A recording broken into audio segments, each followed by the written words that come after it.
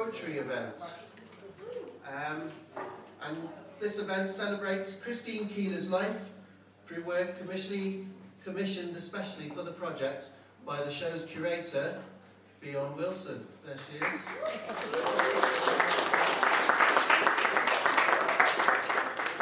So Fionn sought out names from the South Wales scene, and as usual, the Welsh cultural scene is very generous, and we've got an amazing selection of poets here today. So I am going to introduce, firstly, Guinevere Clark.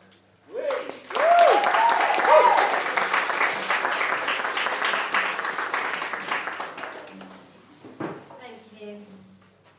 So firstly, I want to say thank you to Fionn for inviting me to be part of the project and for embracing poetry on such a vast scale with 8 poets reading as part of the project.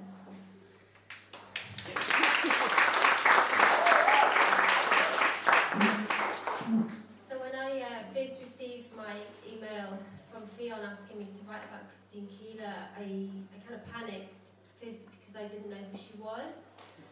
Sorry. Obviously I do now. But it wasn't my era, no. It was my mother's era.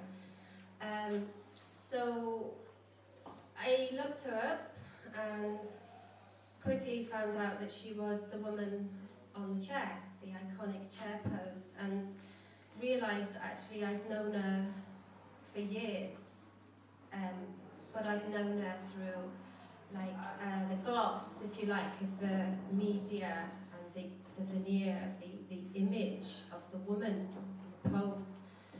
So I wanted to access the poetry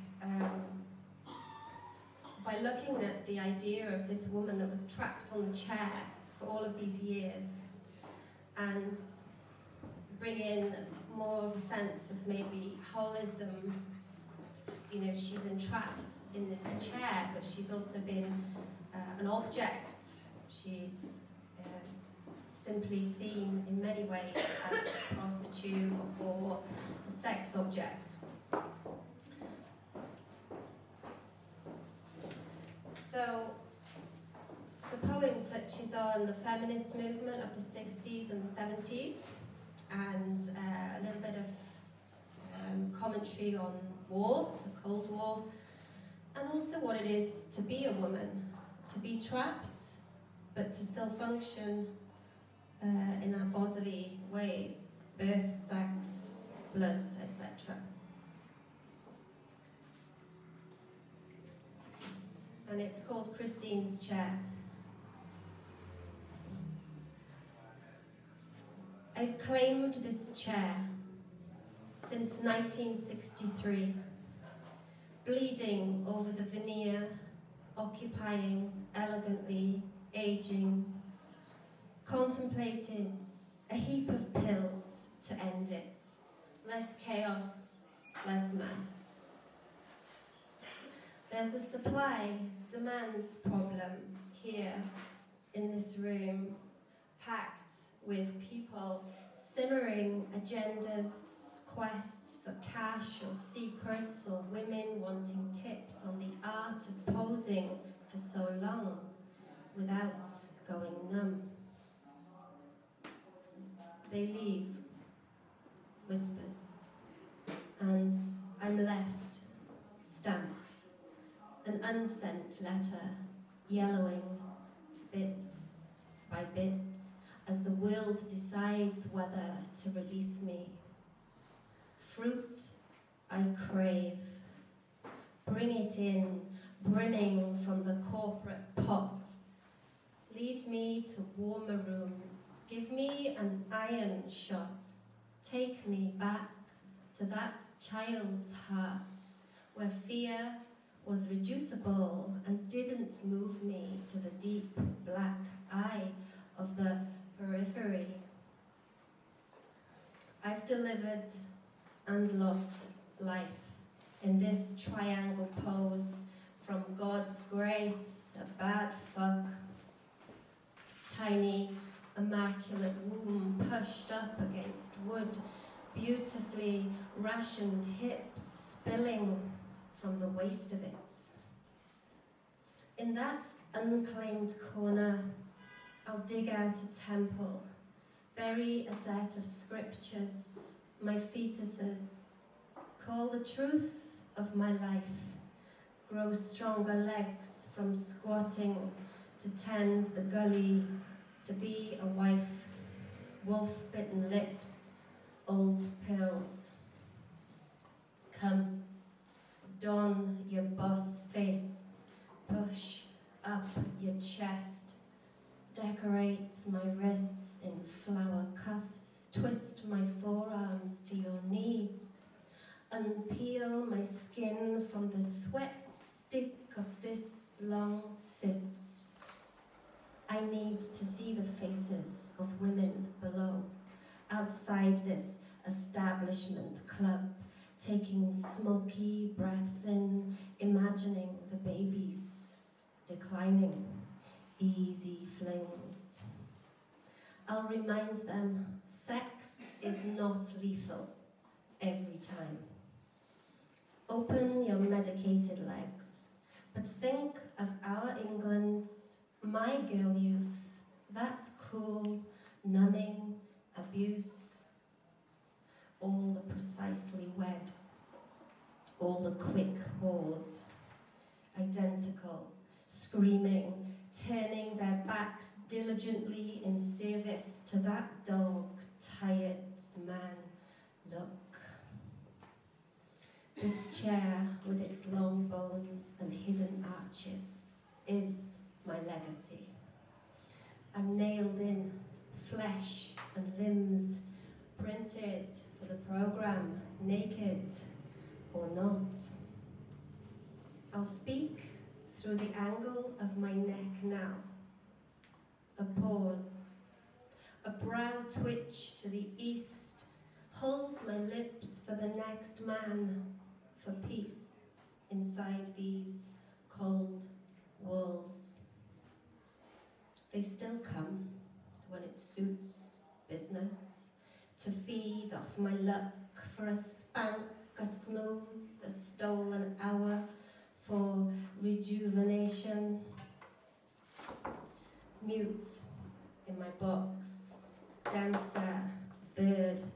I wait for light, for air to stir through the slowly clouding panes, to bring me feathers, to weave a headdress, a rainbow robe from the monochrome.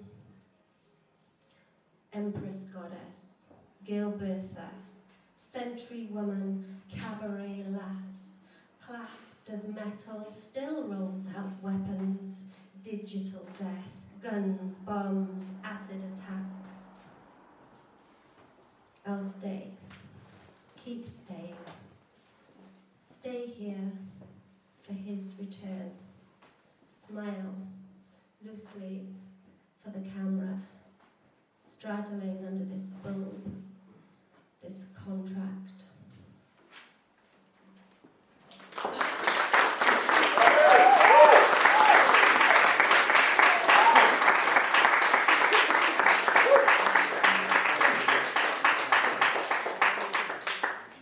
Thanks. Okay, so my second poem is about poverty and class. So one of the remits, or one of the themes that we were asked to write to, was class and sexual politics and dynamics. And the more I read about Christine's early life, the more upsetting her story was, because she did grow up in absolute poverty. She was malnourished, she often had no electricity, she grew up in a railway shack. And my mother also grew up in poverty in the same era as Christine, and we had quite a few conversations about Christine Keeler. She's a history teacher, so she's interested, and I asked her what it was like growing up at that time, also in poverty, because my mother's father also left the family unit, like Christine Keeler's father left the family unit, which has its impact of financial problems, single parenting, shipping in token father who subsequently abused her. So there's a little bit of a sideline in with this poem, and it's a story that my mother told me about her poverty, and it starts with a quote by George Eliot. Let my body dwell in poverty, and my hands be as the hands of the toiler. But let my soul be as a temple of remembrance, where the treasures of knowledge enter, and the inner sanctuary is hope. And this poem is called Finely Unpicked, circa 1952. My mother wore her father's shirts, finely unpicked and restitched into knickers. He'd gone by then, eloped when she was 7. My grandmother was making the most of it, gathering a frill, an extra ruche, a tiny pearly button to top a perfectly hemmed loop, her seamstress hand still swift and meticulous from the war. It was only in the schoolyard this refashioning was mocked, girls pointing at the invention, a flash of that wondrous full and cottoned bottom, tough elastic like bacon rations. Before then, she'd stepped, obliging necessity, into the wide holes of love, as her mother carved off threads of bread moulds with a dry joke, slicing the centre thinly to make the week last.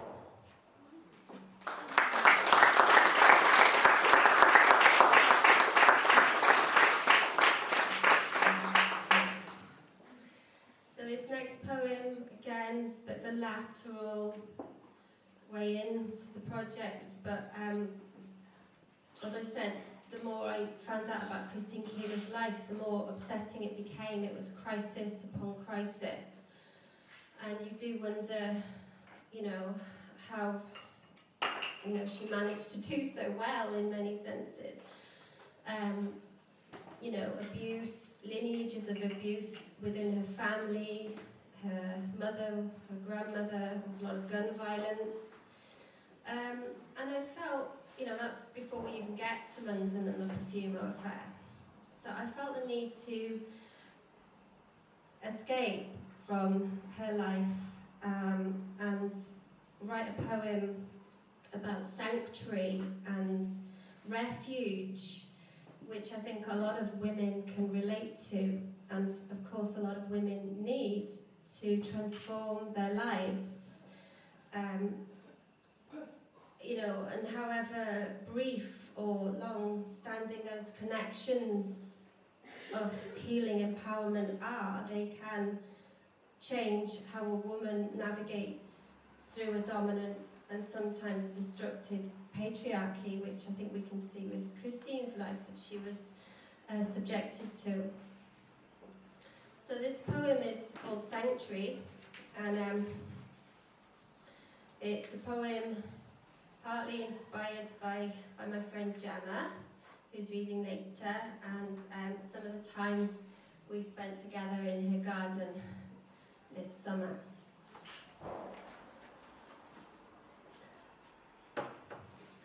It is open, the door for the broken, in a state, town or wood.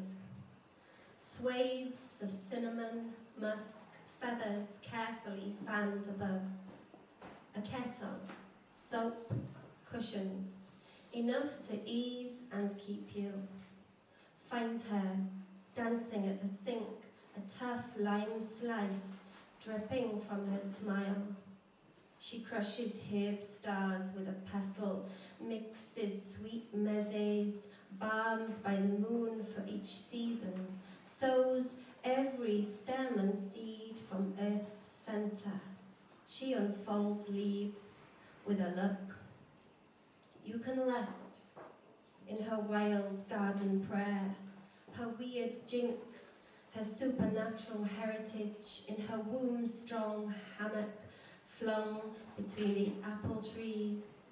She'll deliver to you, find you, a peace, remind you there is enough union in your soul and your bones to last beyond your years and your moans. Feast from the black slats of her hearth, hot stuffed fruits splitting with juice, spiced salads tinned and cured, honey-charred bread chopped like a log, swollen garlic, olives, golden milk, mint dips, figs and sauces. She'll hoist up the wine from her cellar, pour in an impossibly young grin, flashing hearts, polish your wounds, reap the beautifully noxious and the root pure, rub it in your paw, read you like tarot. Stay, paint, meditate, write. See the fuchsias dripping gems for your future. Catch the newt flicks in the peridot shallows of her pond, where tadpoles gather like children and her aubergine plant, drooping to load, auburn like a fairy moon. Sleep, sleep, wherever you want to. Nothing is prescribed, but a well-fermented, blood-shaded berry shot to colour your gullet in the morning. Peek with the rising white sun into the open caps of her statues, mowed, hauled, placed, replaced. The beetles are strong in their purple hearts, in the deep bug lattice bases of life, the squalor that we all breathe through. Travel here, end here, pull up another cushion, blow out your wishes on that dandelion, write an exceptional poem, salt your circle, burn the tomes and the charges in this pure, pure oxygen. Welcome your fire.